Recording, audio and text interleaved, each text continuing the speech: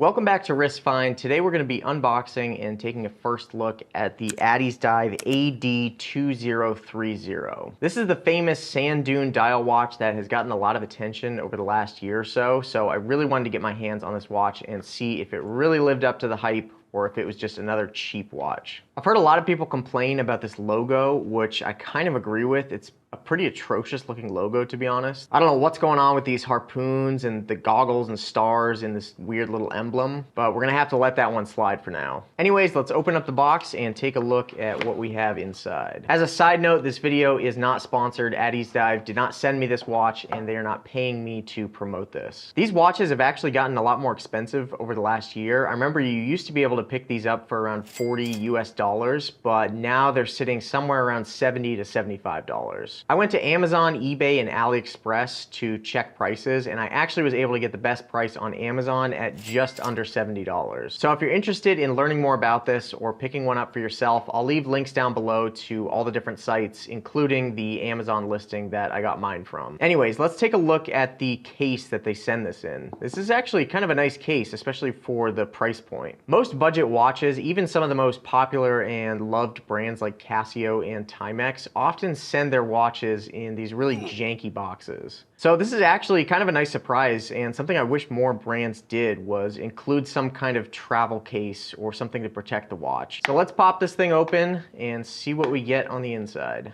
All right, so first look inside. We got the watch in a nice plastic bag. We got some kind of brand card or warranty card. We got the user manual, and then it looks like they included a tool to help change the links. That's pretty nice. I really do love this case though. This could make a great travel case if you're going on a plane or going on a long trip and you want to protect a couple watches in here. You got the nice foam inserts on both sides, and this is by no means waterproof, but it would do pretty well against minor splashes here and there and just keeping your watches safe as you travel. So that's kind of a nice plus that I definitely wasn't expecting with this watch. All right, let's set all this over to the side and we'll take a look at the watch itself. So I went with this nice light or ice blue variation. They do have a few different colorways. They have sort of that tan or brown look, and then they also have the white dial, which I was also really interested in, but I kind of like the look of this super light baby blue. The watch does come pretty heavily wrapped in this protective plastic, which is a nice touch. We'll get that off now. All right, plastic's off, so we can get our first good look at this watch and dial. Okay, so the first thing I noticed and the first thing I really wanted to look at was this sand dune pattern on the dial. Honestly, I'm not sure if this even shows up in camera, and it is,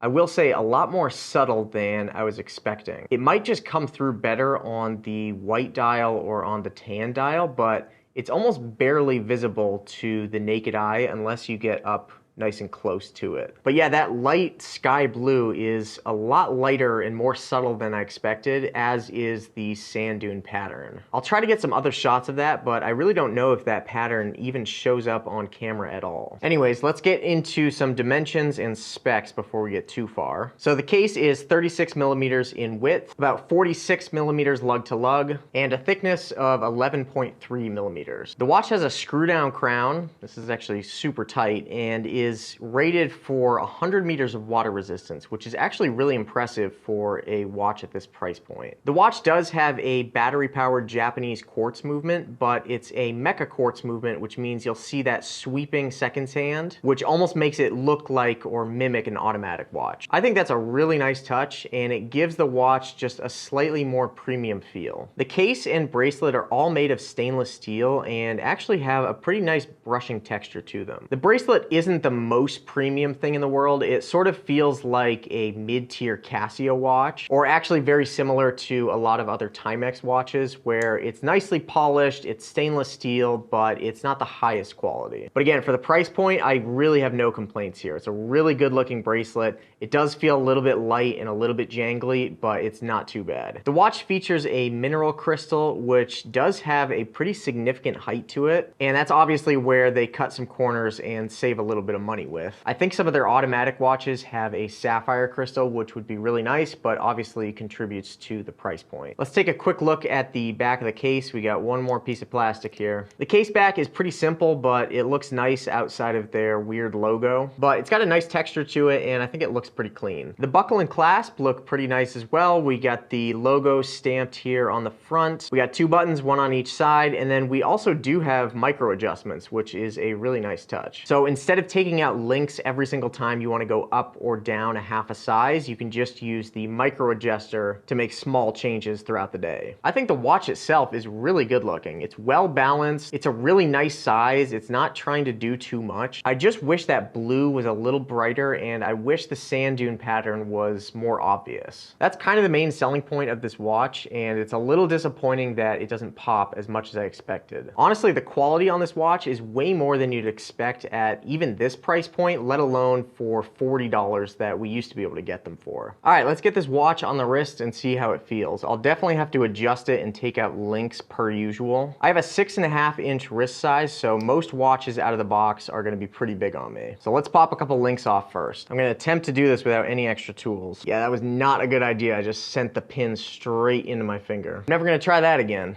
All right, we're back. This time with a bandage and some proper tools and just a little bit of blood on the pin. Yeah, it's a lot easier when you have the right equipment. If you don't have a pin pusher like this, it makes it so much easier to change links. I'll leave a link down below to a good one if you don't already have one. Popping out another link, popping out another link. All right, we got a lot of carnage here. I took out 3 total links, but I think I got it. All right, so we got 3 links out, and then I moved the micro adjuster all the way to the back. It still might be slightly too big. I might have to pull out another link later on, but I think this should be fine for now. Yeah, that's pretty close. I might end up taking out one more, but that's a pretty good fit. Again, I have what I would classify as sort of a medium 6.5-inch wrist. So here's how this 36mm watch looks on. Honestly, this is such a great looking watch for the price point, and with the specs that you get with this thing, it makes sense why this watch has been so hyped up over the last year. It sits comfortable on the wrist, it's not too heavy and it's not too thick, but it has enough of a presence and a look to it to catch your eye. I really just wish the sand dune textured dial was more prominent and that the color popped a bit more. Again, that might just be this color variant. It might look better in white or tan, but that's really the only thing I can find that's lacking in this watch. But the watch does have such a clean and modern look to it, and even though I don't really love the Addiesdive branding, I think they've done a really good job of making a unique piece in such a highly competitive budget market. Again, if you're interested in learning more or picking up one of these watches for yourself, I'll leave the Amazon link down below that I used, and then also an AliExpress listing so you can compare pricing. Thank you so much for watching. Make sure to like and subscribe if you want to see more videos like this in the future, and I'll see you in the next video.